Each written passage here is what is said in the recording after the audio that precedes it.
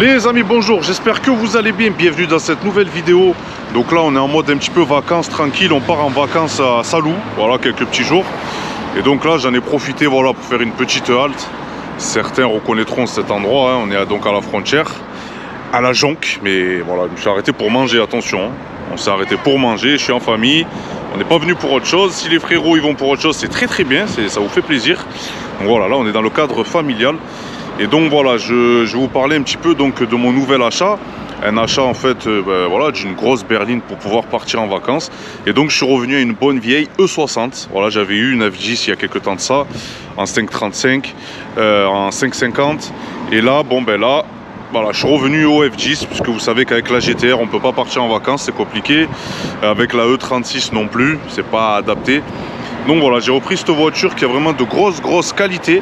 Et donc voilà, je vous fais une petite présentation sur Salou. Donc voilà, on se retrouve dans quelques secondes dans la vidéo. Et voilà, pour vous faire donc découvrir le pourquoi du comment, voilà, pourquoi je suis revenu sur une E60. Et les frérots, comme d'habitude, si vous n'êtes pas abonné à la chaîne, n'hésitez pas à le faire, c'est gratuit.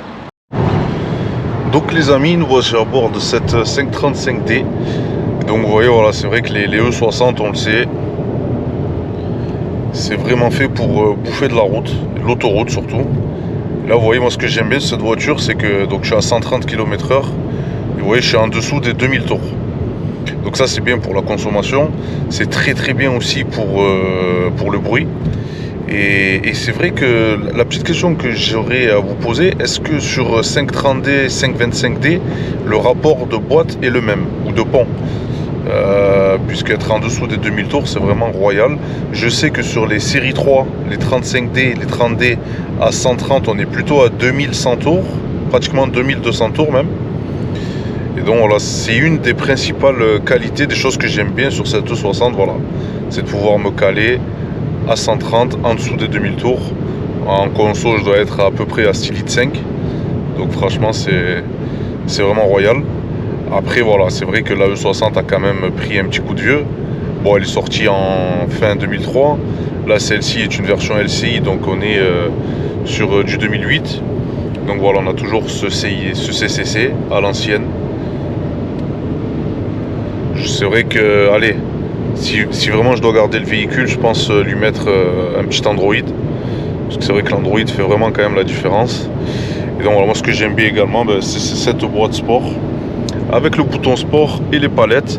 L'avantage en fait des palettes, c'est quoi? C'est qu'en fait quand on arrive sur une montée, c'est vrai que voilà, comme la boîte, elle, la 6HP 28 est un petit peu à l'ancienne maintenant, même si c'est une très bonne boîte, cela permet voilà, d'engager le rapport en fait supérieur et de ne pas faire quicher la voiture, puisque souvent en pente, la voiture elle va rester sur le rapport, un rapport un peu haut, alors qu'au final avec le couple de camions qu'a ce véhicule, on peut monter une pente voilà, à 2000 tours facile, sans aucun souci. Et l'avantage aussi, c'est de pouvoir avoir du frein moteur. Et donc je rappelle que c'est des palettes, en fait, c'est la même chose des deux côtés. Donc il faut appuyer pour rétrograder et tirer pour passer le rapport supérieur. Vous voyez les amis, c'est vraiment idem des deux côtés. Alors au début, c'est vrai qu'on se dit pourquoi ils n'ont pas fait un plus et un moins comme sur les LCI. Mais au final, vraiment, c'est un volant qui est très pratique. C'est des palettes qui sont vraiment voilà, pratiques à utiliser. Et ça, c'est vrai que c'est quand même un bon système. Petit regret, je n'ai pas l'affichage tête haute. Mais bon, on ne peut pas tout avoir hein, quand on achète une 60. C'est vrai que c'est assez compliqué. Moi, je voulais absolument le paquet, ça c'était obligatoire. Intérieur cuir noir. La base, quoi. La base. Non, la clim, c'est un glaçon. Je fais pas un dessin. Pour ceux qui ont des E60, c'est vraiment royal. Et donc les amis, il y a un truc que j'aime bien aussi sur la E60. Donc je rappelle qu'avant ça, voilà, j'avais une E90. C'est les sièges. Voilà, moi je suis un bon mangeur. J'ai un corps, je suis pas menu. Et franchement, il y a une grosse différence. Sur les sièges de série 3, on est vraiment baqué, surtout que c'était un paquet, celle que j'avais. Et j'étais vraiment serré, tu vois, j'étais pas à l'aise. Là vraiment sur la E60, tu vois frérot, je peux nager, il n'y a pas de souci, je suis bien. Et surtout que je peux vraiment avaler les kilomètres, je peux faire 1000 bornes. Et je sais que je n'aurai pas mal au dos. Et ça c'est vraiment une des bonnes choses. Et c'est pour ça que les gros rouleurs, ou les gros tout court, beaucoup, se tournent vers des séries 5 ou des séries 7. Et c'est vrai que c'est juste royal de ne pas pouvoir avoir mal au dos. Et en plus de ça, vraiment le réglage des sièges. Alors moi j'ai des sièges semi-électriques. C'est-à-dire que pour avancer donc la profondeur du siège, ça c'est manuel. C'est con d'ailleurs, je comprends pas pourquoi ils ont sorti ce système BM. Par contre, voilà, tout ce qui est réglage au niveau du dossier, ça c'est électrique. Et ça c'est vrai que ça permet vraiment d'avoir un réglage au millimètre près, voilà, de son dos. Et donc vraiment ça contribue à pouvoir avaler les kilomètres. Ce qui est vraiment le but quand on achète une grosse routière comme la 535D. Alors là aujourd'hui je ne vous ferai pas d'essai musclé de cette voiture puisque je suis en famille. Et voilà, c'est un véhicule qui est d'origine, qui fait 286 chevaux. C'est rare que, voilà, que mes véhicules restent d'origine. Mais celle-ci restera vraiment d'origine parce qu'au final, j'en ai pas spécialement l'utilité de faire un stage 2 ou d'un stage 3 et d'avoir 400 chevaux.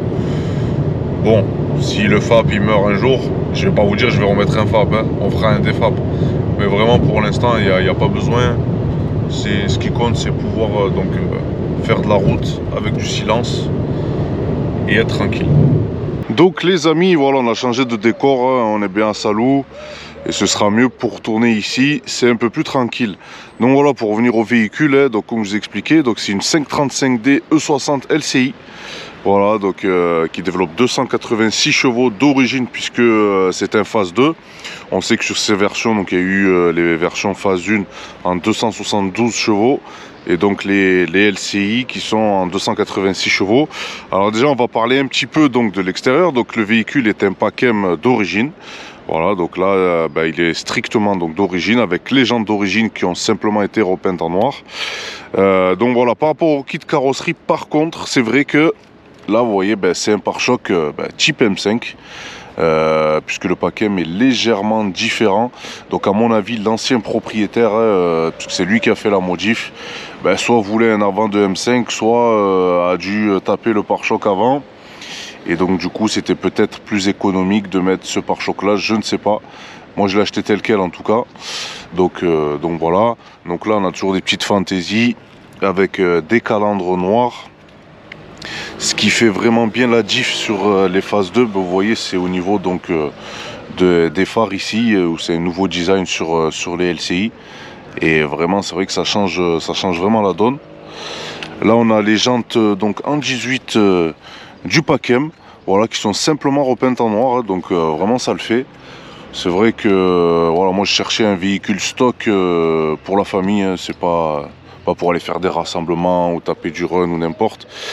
Donc voilà, c'est vrai qu'il me convient parfaitement donc comme ça. Donc vu que c'est un Pacem, on a voilà le Shadowline ici.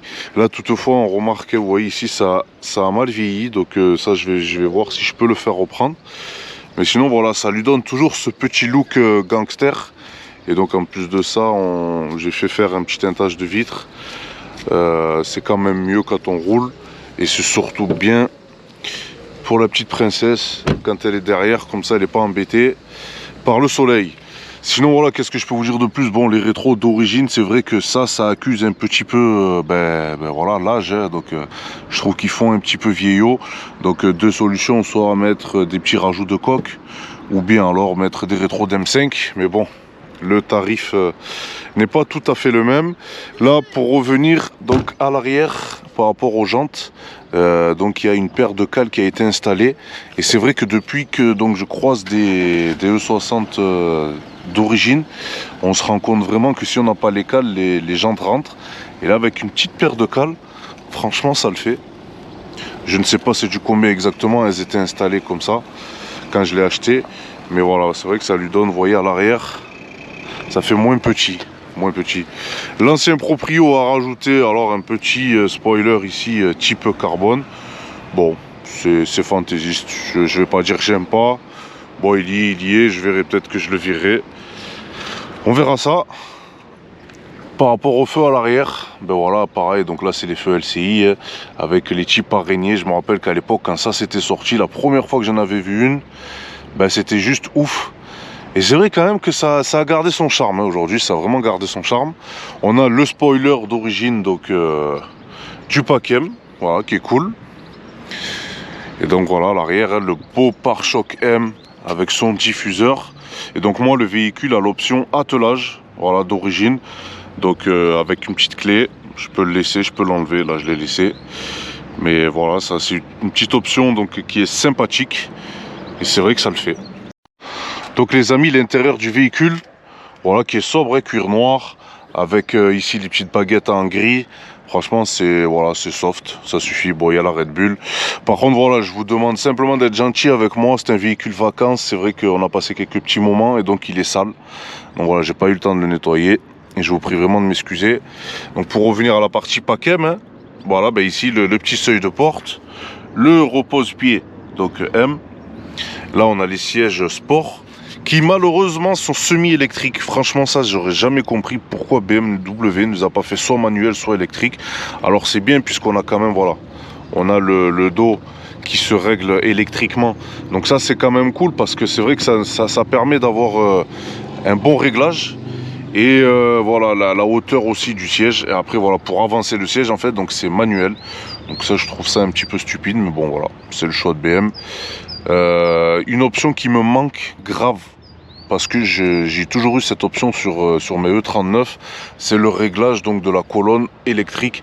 Donc là vous voyez il est manuel malheureusement, mais ça c'est vrai que c'est une option qui me manque un petit peu. Mais bon, quand on achète une 60, c'est pas évident d'avoir une 60 avec beaucoup d'options. Je vais pas dire full option parce qu'on le sait que ça n'existe pas, et sinon les frérots viendraient me tuer chez moi. Mais voilà, c'est vrai que c'est compliqué, voilà, d'avoir toutes ces options. Donc là vous voyez les frérots, voilà, hein, mon véhicule approche les 268 000 km. Donc c'est vrai qu'il a quand même un petit peu d'usure, vous voyez, au niveau du volant. Bon ben il n'est pas déchiré, hein, mais voilà, c'est vrai que on voit que c'est quand même un petit peu usé. Sinon voilà, le volant en Packem, hein, 3 branches, voilà, qui est très joli, avec donc les palettes au volant. Et donc cette fameuse boîte sport, donc en fait c'est une 6HP 28, voilà. Et donc voilà, c'est vrai qu'elle a l'avantage d'avoir donc le mode sport ici. Donc en fait le mode sport, qu'est-ce qu'il fait? Il agit sur la pression d'huile de boîte, ce qui fait que quand on passe un rapport, les rapports de boîte vraiment se succèdent rapidement, beaucoup plus vite qu'une boîte traditionnelle. Donc voilà, sur E60 on peut retrouver ce modèle là. En fait, si vous avez ce modèle là G-Cobra, je dis bien G-Cobra, je suis pas sûr exactement du terme, mais si vous avez ce type de levier de vitesse qu'on peut retrouver d'ailleurs sur les séries 6, eh bien vous aurez automatiquement les palettes. Par contre, si vous achetez donc une 60 avec un levier de vitesse mais qui est un peu plus décalé comme ça, c'est que vous n'avez pas les palettes. Voilà, donc ça c'est une option qui est très sympathique, puisque des fois quand on est en montée, elle quiche un peu la voiture. Donc hop, une petite touche sur la palette, et voilà, on tombe le rapport, ou on monte le rapport, et c'est vrai que c'est vraiment très pratique. Sinon, écoutez, pour l'intérieur, hein, Monsieur Chris Bangle, voilà, le designer de cette E60, donc qui a dessiné le véhicule, c'est vrai que ça avait été très très critiqué à l'époque. Voilà, mais bon, je trouve que ça a plutôt bien vieilli. Donc là, vous voyez, on a le bouton Start-Stop ici. Donc ça, ce bouton-là, par contre, est venu aussi sur les pré-LCI, qui sont sortis de mémoire courant 2005. Donc on n'a plus la clé, vous savez, à l'ancienne de la E39, mais bel et bien un bouton Start-Stop. Donc ça, c'est vrai que ça fait plaisir. Et donc voilà, pour la console centrale qui a été aussi un petit peu retravaillée donc sur les phases 2. Et donc c'est vraiment cool. Là, vous voyez, on a ici pour le cendrier. Donc ça c'est cool. Donc voilà, quand la E60 est blindée d'options, on a des boutons là, de partout. Bon, c'est pas mon cas, mais c'est pas grave, franchement elle fait très très bien le taf. Le petit gros point noir, c'est le CCC, c'est vrai que ça fait vieux un petit peu. Je vous cache pas les amis, vous le savez, ça fait vieux, et c'est aussi une des maladies de la E60 au niveau électronique, c'est qu'en fait le CCC lâche. Donc voilà, alors je touche ma tête, il marche, il fonctionne comme il faut. Mais bon voilà, je pense mettre un Android un peu plus tard. Sinon voilà, de l'alu brossé là, vous voyez, de partout. C'est quand même très très joli. On a un ciel de toit donc noir, hein, vu que c'est un Packem. On a pas mal de rangements ici. Voilà. Ça, c'est les clés du bolide. Et sinon, voilà, pour l'intérieur de cette voiture, hein, on est vraiment très très à l'aise dedans, très confort. Et voilà, elle est faite pour vraiment dévorer les routes et surtout les autobahns. Donc voilà les amis, c'est la principale raison, je pense, que quand on achète une E60, c'est pour avoir un bon coffre. Voilà, avant la E60, donc j'avais une E90. Et je vous dis la vérité, c'est vrai que le coffre était quand même assez petit, surtout quand on voyage avec un enfant. Donc là vous voyez, il y a 3 big valises, des petits sacs à gauche, à droite. Derrière les valises, il y a le cric, puisque voilà, on ne sait jamais. En dessous, là, alors là, je peux pas vous enlever toutes les valises, mais j'ai ma petite galette. Voilà, j'ai une galette. Et voilà, mon petit compresseur. Voilà, et une petite caisse à outils quand on voyage en BM. C'est toujours bien d'avoir ce genre de choses. Donc voilà, c'est vrai que ça, c'est grosse qualité de cette E60. C'est la capacité, voilà, de charger le coffre. Et là, en famille, c'est vraiment le top. Elle a une belle bouille, cette grosse. Elle a vraiment une belle bouille. Je l'aime bien. Je l'aime bien. Donc pour revenir sur ce moteur, hein, les amis, voilà, le M57. Donc moi, la première des choses, ce que je conseille déjà d'entrée, si vous devez partir en vacances, que vous avez un véhicule comme ça, poulie d'ampère. Voilà, c'est la maladie, on le sait, ça merde. Dès que la poulie d'ampère commence à mourir, en fait, vous n'avez plus de direction assistée. Et donc, c'est simple, vous avez une odeur de cramé. En fait, c'est les courroies qui patinent. Et vous n'avez plus de climatisation. Donc voilà, faites-le vérifier, passez les 200 000 km, c'est vraiment la loterie, ça peut péter n'importe quand. Sinon, qu'est-ce qu'il y a à faire dessus? Classique, les clapets. Alors même si la légende dit que sur les 35D c'est renforcé, voilà, faut les virer, puisqu'en plus de ça, ça crée des suintements d'huile. Donc vous mettez des bouchons en 33 mm et pas en 32. Et donc au moins vous êtes tranquille sur ce côté-là. Classique, le manque de patates, les convertisseurs donc de pression de turbo, les Electrovanne quoi. Donc il y en a deux. Si vous n'avez pas de patate en bas, c'est que c'est mort en bas. Si vous n'avez pas de patate en haut, c'est que c'est celle du haut. Mais généralement, quand vous en faites une, faites les deux. Au moins vous êtes tranquille. Mon véhicule est FAPé encore, hein, donc il est vraiment stock. Il n'y a pas de préparation qui a été effectuée dessus. Voilà, sinon ce qu'on peut retrouver aussi comme maladie, c'est un petit peu, vous voyez, les durites de sural. Voilà, donc ça avec la chaleur, c'est vrai que ça se met à craqueler. Ça peut arriver. On a également le refroidisseur EGR ici. En fait, c'est simple, vous allez avoir tous les symptômes d'un joint de culasse, mais ça n'est pas un. C'est simplement qu'il y a une fuite à l'intérieur, donc vous avez les gaz d'échappement qui viennent se mélanger. Et en fait, vous avez une fumée blanche à l'arrière. Donc ça, c'est pareil, c'est un truc à vérifier. Alors, on peut le supprimer, il y a deux écoles. Il y en a qui le suppriment, il y en a qui le laissent. Moi, je préfère pas le supprimer. S'il est mort, je le change et puis comme ça, on n'en parle plus.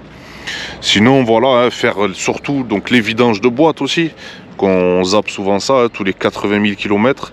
Voilà, ça c'est vraiment à faire si on veut préserver donc la durée de vie de sa boîte automatique. Et elle vous le rendra. En tout cas, c'est quand même une très bonne boîte qui est douce. Voilà, boîte 6 vitesses. Et c'est vrai que c'est une bonne boîte qui supporte aussi la préparation et les newtons pour ceux qui veulent préparer leur véhicule. Sinon, on a également cette durite classique qui se fissure. Et en fait, quand elle se fissure, vous avez un message d'erreur au tableau de bord. Je crois que c'était quelque chose comme émission polluante, je sais pas, quelque chose comme ça. Et en fait, et une perte de patates. Et en fait, c'est simplement que voilà, cette durite se fissure. Ça, c'est pareil, c'est un cas classique, c'est une maladie donc du véhicule. Rien de grave, mais voilà, il faut quand même le signaler. Donc on va parler donc de ce fameux moteur, hein, 6 cylindres. Voilà, c'est un moteur qu'on peut retrouver donc sur les 35D, puisque c'est un 286 chevaux. Et donc en fait c'est simple, j'aurais pu reprendre une F10, j'aurais pu reprendre une F30, mais il me fallait un diesel. Je vais être franc avec vous les amis, j'ai eu deux N57 et franchement j'ai eu que des catastrophes avec. Les deux, j'ai pris les chaînes dans la gueule. Et voilà, alors la première elle est à 160 000, je prends la chaîne sur ma série 4, franchement ça m'a foutu les boules. La deuxième, donc une 330D E90, donc LCI du coup, pareil, je prends la chaîne dans la gueule. Donc là c'est simple, j'ai dit c'est stop. Et donc la berline diesel chez BMW qu'il me fallait avec un M57, puisque la chaîne donc du coup est à l'avant. C'était celle-ci. Je cherchais pas forcément un 35D, moi un 25D m'aurait suffi, 25 ou 30D. Je voulais simplement un 6 cylindres. Bon, je suis tombé sur cette affaire-là, du coup je l'ai prise. Mais voilà, c'est vrai que c'est psychologique. Je voulais vraiment revenir sur un M57 chaîne à l'avant parce que vraiment j'en ai eu des sales nuits à cause de ces chaînes, des foutues chaînes. Je comprends pas comment on peut faire des moteurs voilà, avec des chaînes comme ça qui pètent. Et là on est en train de se rendre compte aussi les frérots que sur tous les forums BM, surtout sur les F10, F30, c'est ce que je regarde, et ces N57 font les coussinets de bielle. Donc ce que je peux préconiser, parce que j'ai un poteau donc, qui travaille à son compte et qui fait beaucoup de BMW, ben c'est simple, quand tu tombes le moteur, tu fais ta chaîne de distri, enlève le carter et fais tes coussinets de bielle. Change même ta pompe à huile puisque c'est vraiment un truc qui peut t'arriver. Et je rappelle juste qu'un moteur d'occasion c'est 4500-5000 euros. Voilà, vous ne trouverez pas de moteur à 2000 balles. Comme c'est des moteurs qui cassent, ben c'est simple, les gens ils allument. C'est le prix du marché, c'est comme ça. Mais donc voilà. C'est un très bon moteur, mais il faut refaire la chaîne et les coussinets. Moi, j'ai pas voulu me lancer dans ça, je suis fatigué de tout ça. Il me fallait juste un véhicule familial confortable. Pour cette raison que j'ai pris donc ma E60. Et c'est peut-être aussi pour cette raison que la E60 a vraiment la cote en termes de berline. C'est vrai que là, on est en train de se rendre compte que donc, elle a fini de décoter. Et je me demande même si elle n'a pas repris un petit peu de valeur. Voilà, surtout en phase 2, on sait que c'est ultra fiable. Il y a beaucoup de problèmes qui ont été gommés. Et donc voilà, en tout cas, moi je me régale au volant de cette voiture. Et je ne me voyais pas partir en vacances avec la GTR ou avec la E36. Pour ceux qui suivent mes aventures. Et voilà les amis, c'est la fin de cette vidéo, j'espère qu'elle vous aura plu. Donc voilà, ça n'a pas été un véhicule essai où je la martyrise, où on voit comment ça pousse. Vous n'hésitez pas, le cas, elle est d'origine. C'est mon véhicule familial, on verra si je lui fais un jour une prépa. Donc voilà, là c'était plus faire un petit tuto quand on achète une 60, qu'est-ce qu'il faut surveiller. Et donc voilà, c'est quand même un véhicule que je recommande aujourd'hui. Donc vraiment les amis, n'hésitez pas. Vous faites accompagner si vous voulez en acheter un. En tout cas, la E60, que ce soit 525, 530, 535, ça reste vraiment un véhicule très très confortable, très très belle berline. Et donc vraiment, je vous encourage à acheter ce véhicule. Voilà les amis, en tout cas, prenez soin de vous. Je vais finir mes petites vacances et on se retrouve bientôt pour de prochaines vidéos. Ciao, ciao.